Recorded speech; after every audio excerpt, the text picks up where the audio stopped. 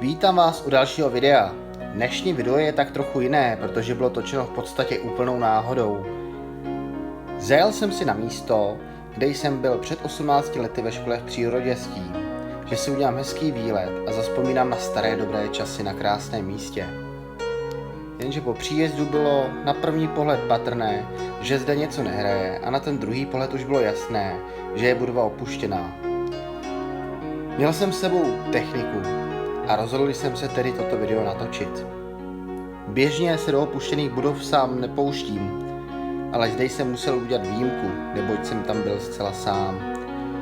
Komplex má celkem 2 budovy, které jsou oddělené a jsou o několika patrech. A ono je projít, nějaký ten čas totiž zabere. Co mě překvapilo asi nejvíce, je to, že zde zůstalo plno věcí zachováno. Zůstal zde především nábytek, papíry a plno školních předmětů. Je až k nevíře, jak se toto místo za ta léta změnilo.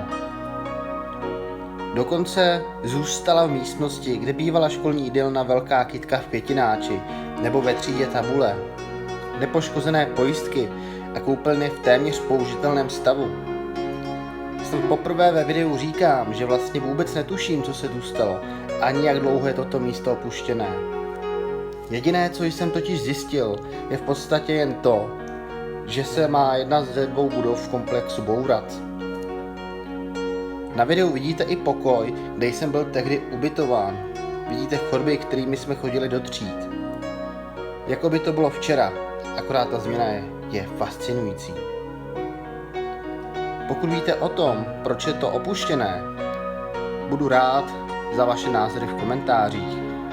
Spousta z vás tu zcela jistě bylo, zná to tu a určitě se jich to dotkne. Už tehdy jako malý jsem si říkal, že se sem jednou vrátím.